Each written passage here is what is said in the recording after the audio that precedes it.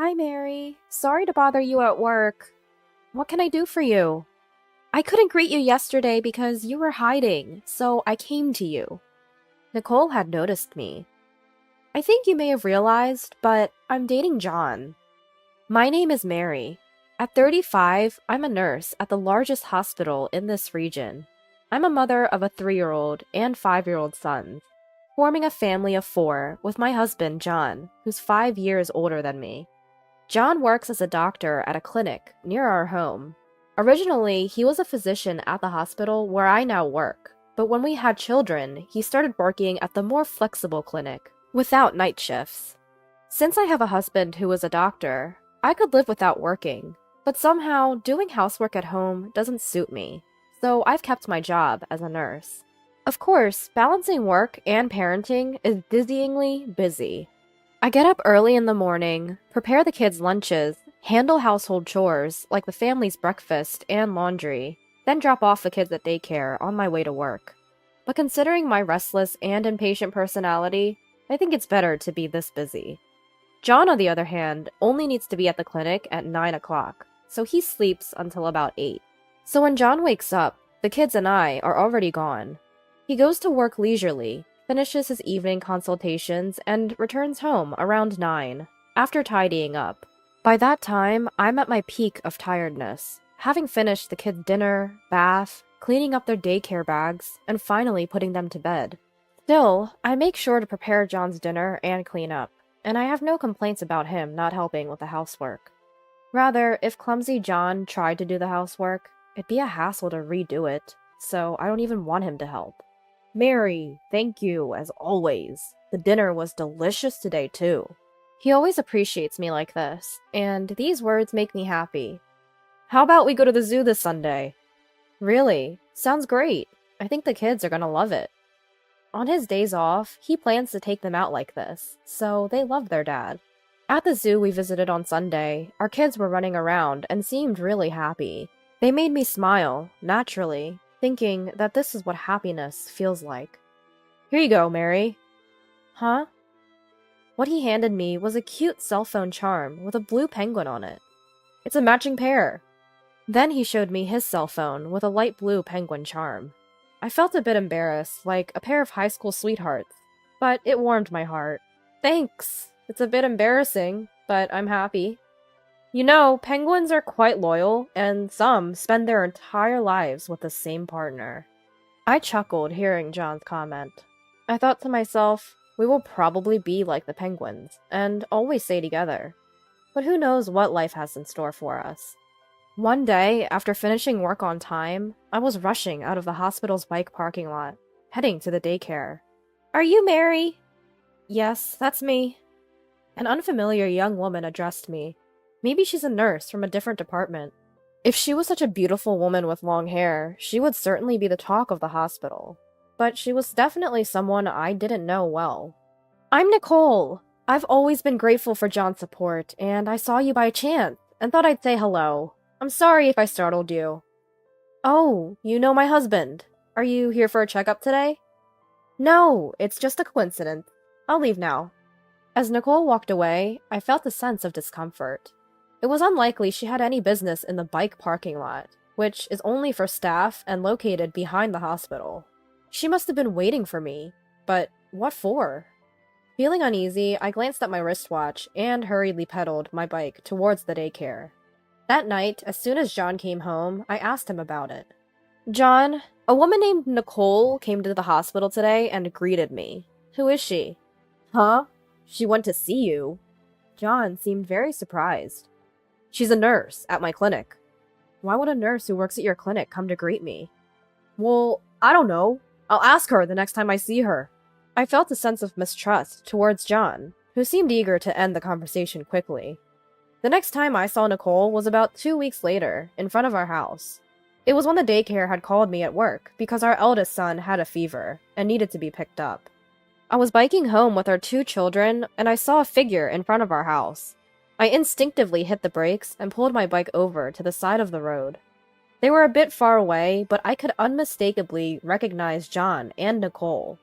I pulled out my cell phone and called John, just to make sure. Hey, Mary, what's up? I'm quite busy at work now. Even though he was obviously in front of our house, he was saying such a thing. I'm sorry. Our eldest son has a fever, so I'm about to head home. I thought I'd let you know. I see. Understood. I'll try to come home early today. With that, he hung up. The two in front of the house immediately started walking towards the clinic, so I waited a bit before going home. Fortunately, despite the fever, my son seemed to be in good spirits, so there wasn't too much to worry about. But as they say, it's best to stay alert. I made sure he was sitting quietly, watching his favorite cartoon, then served some snacks and took a moment to relax. The image of John and Nicole kept flashing in my mind. I didn't want to doubt, but I hated the part of me that suspected infidelity, and clutched the penguin charm on my cell phone, as if praying. In the evening, as promised, John hurried home and showed concern for our son. He's such a family-oriented man. He couldn't possibly be having an affair, or at least I wanted to believe so. Mary? Is something wrong? John, did you come home this afternoon? Why? Seeing John clearly disturbed, I felt my suspicion was nearing conviction. No, nothing. It seemed like the position of the chair was changed. Thought maybe you came home for lunch. No, I didn't come home. Maybe it's just your imagination. He said this with a laugh, and he started reading the newspaper as if he wanted to end this conversation quickly. Just my imagination, huh? I let it go at the moment, but went to bed with an uneasy feeling, our conversation still hanging in the air. The next day, our son's fever had subsided, so I dropped him off at the daycare and returned to work.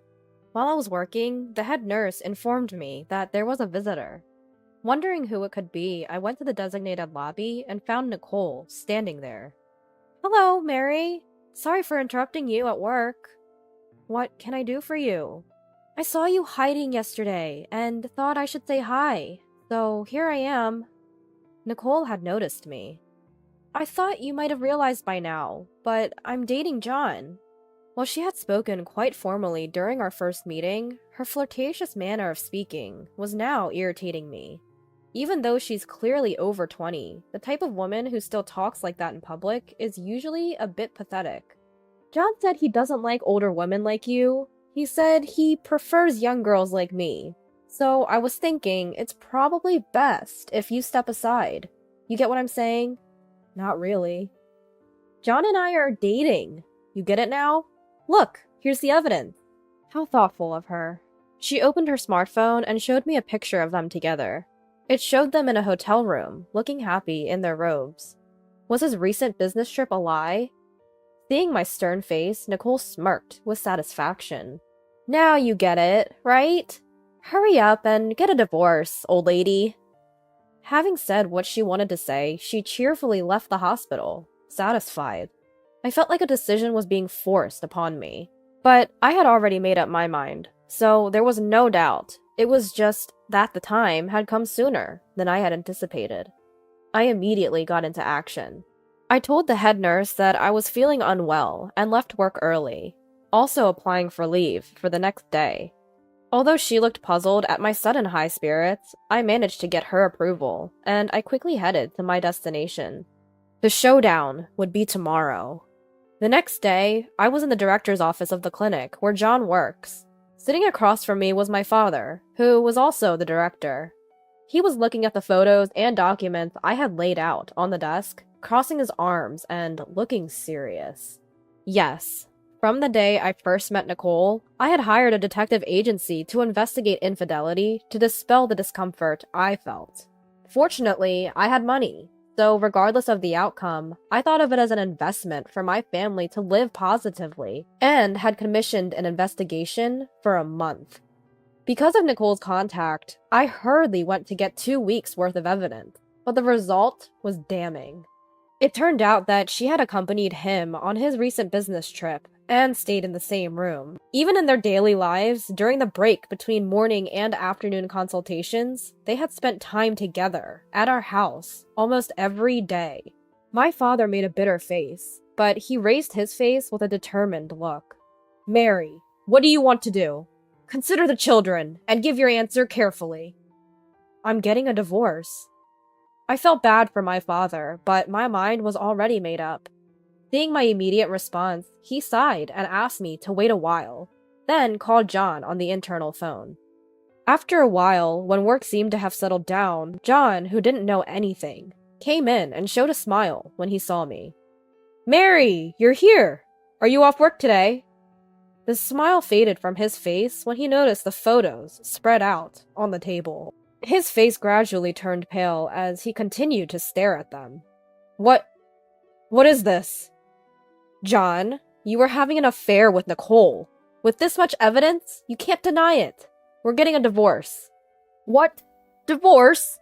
Why? This was just a fling. What I value is you and our family.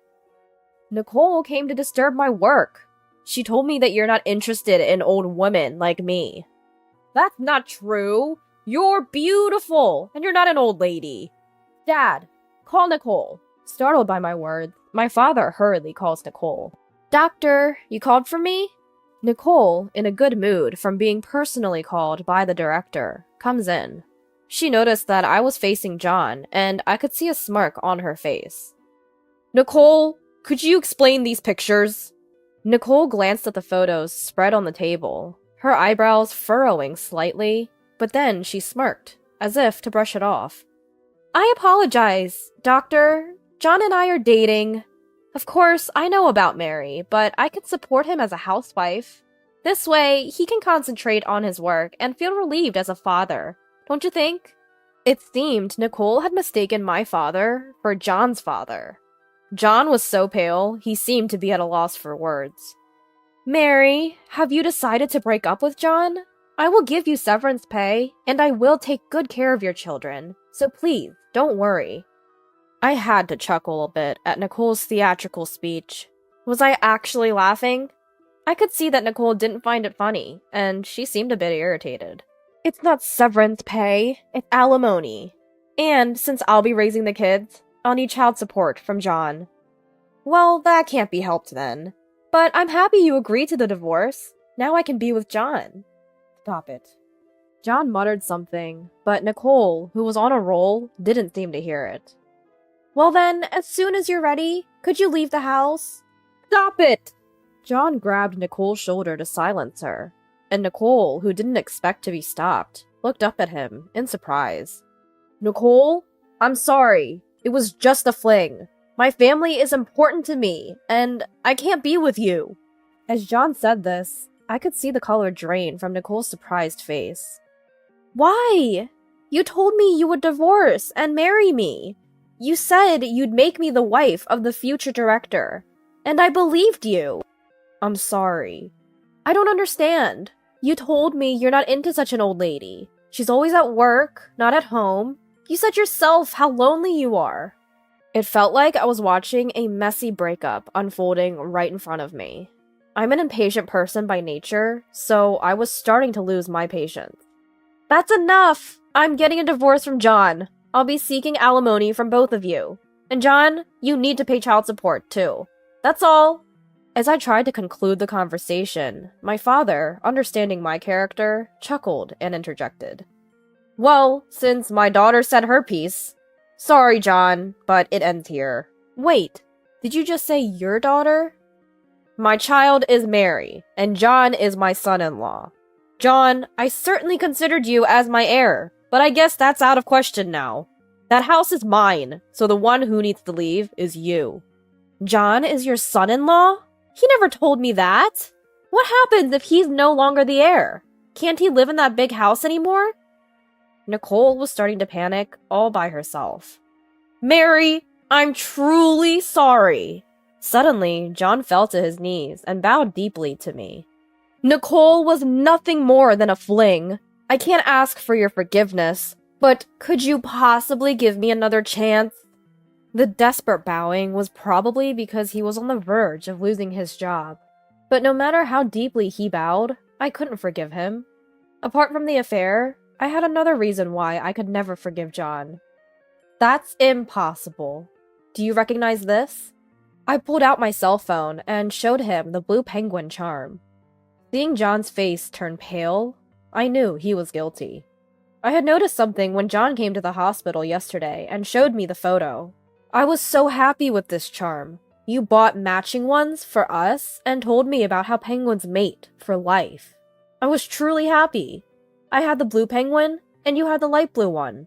But Nicole, you also have the light blue one on your phone, right? Did John buy that for you? Yes. John, admitting defeat, confessed that he had bought it. That's why it's impossible. We should break up. Nicole has the exact same one, not just a different color. That tells me enough about your feelings. I can't forgive you, no matter what. Please, Mary. John, I am truly outraged as a father that you betrayed my daughter. And Nicole, you disrupted the discipline of the clinic by having an affair with John, who has a family. As a clinic director, I must punish both of you, so be prepared for that. I'm so sorry, but please let me keep my job. We'll go through lawyers from now on. You both can leave for today, and from tomorrow, you'll be on paid leave. You don't have to come to work. Hold on, I don't understand. John, you are a doctor. Can't you just work somewhere else? Quit this small clinic. Let's start over. Please, Nicole, let's break up. I never intended to lose my family or happiness. Are you freaking serious? You deceived me. My father sternly rebuked the bickering of John and Nicole and kicked them out. John had always insisted that the family was all that mattered to him. Then why did he do something that betrayed us? I didn't want to go back to the house where John and Nicole apparently spent every day during the day together. So I asked my father to let me and my children live at my parents' house for a while. Upon arriving at their house, I felt relieved, and even though it wasn't yet evening, I collapsed into a deep sleep. When I woke up, it was pitch black, and I was startled. But upon checking the clock, I realized that it was midnight, and that I must have been exhausted. I noticed my cell phone was lit up, and when I checked it, I found numerous missed calls and text messages from John. I didn't want to hear his voice, so I read through the messages, all of which were apologies and excuses for his affair. I read some of them, and at the end, I found a sentence where John was asking for my father's intervention because he felt remorse. And this caused me to let out a cynical laugh. After all, he had probably just wanted to secure his position at the clinic. I was so furious and pitiful, I forcefully tore off the penguin charm from my cell phone and tossed it into the trash. Suddenly, I was overcome by a wave of immense sadness and began crying. One tear led to another, and soon I was sobbing out loud, even though it was the middle of the night. My mother, who had been sleeping, woke up and came to check on me, staying with me throughout the night. Family is truly warm. The more I thought about wanting to create a family like this, the harder I cried. The next morning, when I woke up, I felt much better. My mother was worried, but I've always been the type to move on quickly. I had completely severed all emotional ties with John. That very day, I met with a lawyer that my father had introduced me to, and quickly arranged for alimony and child support payments. I decided to leave everything else up to the lawyer and return to my daily life. It took longer than expected, but eventually the lawyer reported that the divorce was finalized. John had apparently put up quite a fight, not wanting to let go of both the marriage and the clinic. In the end, however, he agreed to a settlement after being persuaded by the lawyer that he had no choice of winning in court. The moment the divorce was finalized, Nicole and her parents somehow found out and rushed over to pressure John into marrying Nicole, and he was unable to refuse. Because we had a child, I had demanded a substantial alimony payment. John was also forced to pay the child support in one lump sum, leaving him with almost no money. Apparently, Nicole was furious that things didn't go as planned, and she had completely given up on housework, leading to constant arguments between the couple. The lawyer informed me of this. Moreover, my father might run a small clinic now, but back in the day, he was a department head at a large hospital. Thanks to that, he's got a wide network, and the news about John's situation spread like wildfire in this area. It seems he's having a hard time finding employment as a doctor anywhere. I don't know if he'll leave this town or find a different job, but honestly, I couldn't care less now. My father decided to rent the house we used to live in to someone he knew, because I had expressed I didn't want to return to that house, no matter what. I've decided to build a new home for my family of 3, with my own money. Until it's ready, I plan to stay at my parents' house to take care of my children. I am still young, and I jokingly mentioned to my parents that I'm wondering if there might be someone else out there for me. They laughed, calling me impatient.